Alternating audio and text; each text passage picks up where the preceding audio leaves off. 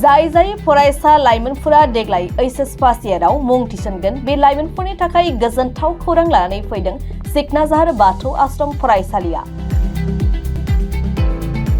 क'क्राझार जिल्ला बिसमुरि 31 नं राजा लामानि साखाथियाव थानाय सिकनाझार बाथौ आश्रम फरायसालिया देग्लायनिफ्राय एचएस फार्स्ट इयारनि थाखाय मुं थिसननायखौ लाखिनाया सोलिगासिनो। बेनिखायनो ओनसोलनि गोसो गुदुं फरायसा लाइमोनफोरा बयबो मुं थिसनफैनो हागोन। फरायसा लाइमोनफोरनि थाखाय आर्ट्स आरो साइन्सनि थाखाय मोननैखौबो सुबिदा खालामना होनाय जादों। सुलाद लानो थाखाय जानबुं अनजिमानि गेजेरजों 9678235771 नङाब्ला 7637974503 लोगोसे अनलाइननि थाखायबो नोंथांमोनहा मुं थिसननो हागोन होननानै फोरमायदों खौरांनि गेजेरजों सिकनाझार बाथौ आश्रम फरायसालिनि गोरायुं सोमला ब्रह्म बिथाङा। गिबियाव बड'लेण्ड बुब्लि आरो रायजो बड'लेण्डनि निउस नायगिरि साफ्रोमनिसिमबो जोंनि सिकनाझार बाथौ आश्रम फरायसालिनि आं गोरायुं जानानै साफ्रोमनिसिमबो गोसो गोरबोनिफ्राय खुलुमनाय सिबिनायखौ जासिग्रोनाय थाबाय। बे खौरांनि गेजेरजों जोंनि सिकनाझार बाथौ आश्रम फरायसालिया दिनै मोनसे जोबोद गोजोनथाव जोङो बयनिसिमबो खौरां फोसावनो नागिरदों। बेनो जाहैबाय बे बोसोराव बे सोलिफु बोसोराव जोंनि सिकनाझार बाथौ आश्रम फरायसालिया बयनिबो सुजुग आरो सुबिदाखौ नायनानै जोंनि बे फरायसालिया हायार सेकेन्डारि जोङो गायसनबाय आरो बे हायार सेकेन्डारियावहाय आर्ट्स आरो साइन्स मोननैबो स्ट्रिमखौ जोङो बयनिबो सुबिदानि थाखाय थि खालामनाय जादों।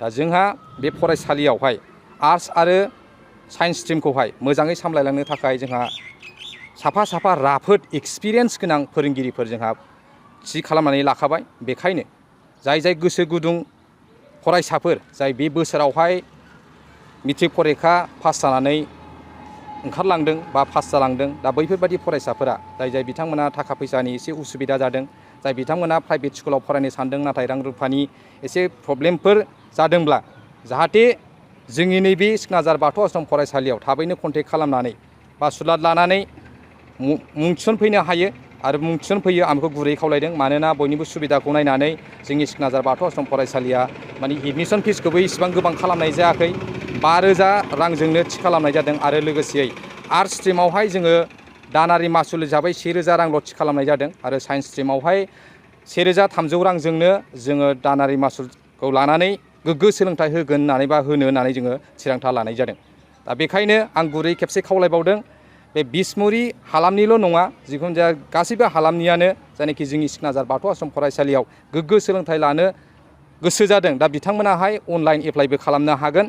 मानोना जोंहा अनलाइन कर्डखौबो जोङो होनानै होखागोन।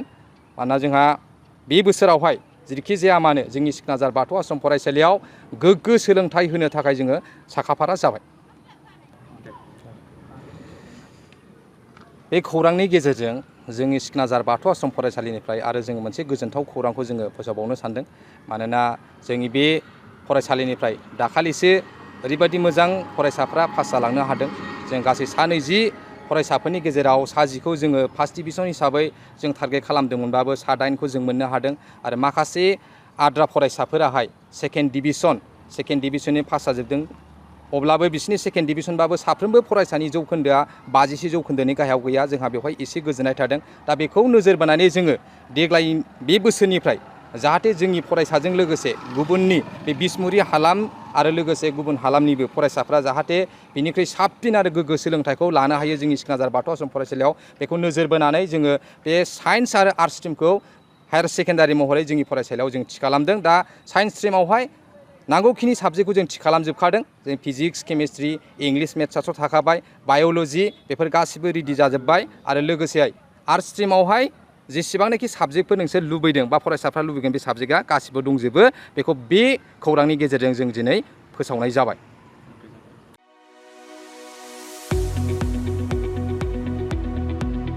गुन गोनां सोलोंथाइ लानो गोसो गुदुं फरायसाफोरनि थाखाय गोजोनथाव खौरां। क'क्राझारनि बालागाव सेन्ट आन्स कलेजाव 2025-26 बोसोरनि थाखाय गोदानै मुं थिसननाय हाबाफारिया जागायबाय। एचएस थाखोआव आरो FYUG थाखोआव फरायसाफोरनि गोदानै मुं थिसननाया सोलिगासिनो दं। क'क्राझारनि साहा बालागावआव थानाय सेन्ट आन्स कलेजनि एचएस थाखोआव कमार्स आरो आर्ट्स स्ट्रिमाव इंलिश मिडियामाव गोदानै मुं थिसननाया सोलिगासिनो दं आरो बेजों लोगोसे FYUG एबा 4-year आन्डार ग्रेजुएटनि थाखायबो कमार्स आरो आर्ट्सआव गोदानै मुं थिसननायाबो जागायबाय। FYUG नि आर्ट्सनि थाखाय English, Bodo', Assamese, political science, education, economics, history आरो ससिय'लजि आयदायाव मेजर लानानै सोलोंथाइ लानो हागोन आरो बिकमनि थाखाय फाइनान्स, एकाउन्टेन्सि, मार्केटिं मेनेजमेन्ट आरो HR मेनेजमेन्ट आयदायाव मेजर लानानै सोलोंथाइ लानो हागोन।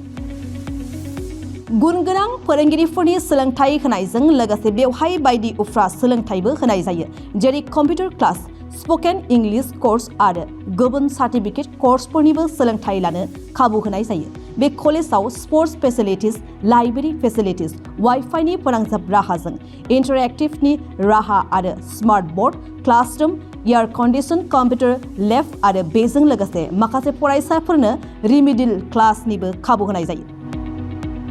हौवा आरो हिन्जावफोरनि थाखाय आलादा आलादा हस्टेलनिबो सुबिदा दं। जायफोर फरायसाफोरा गुनगोनां सोलोंथाइ लानो गोसो गुदुं नोंथांमोना क'क्राझार बालागावआव थानाय सेन्ट आन्स फरायसालिमायाव मुं थिसननो हासिगोन। गोबाङै मिन्थिबावनो थाखाय नैबे जानबुं एबा कन्टेक्ट नं 6003786924 आव जगाजग खालामदो एबा सुलाद लाहरनो हागोन।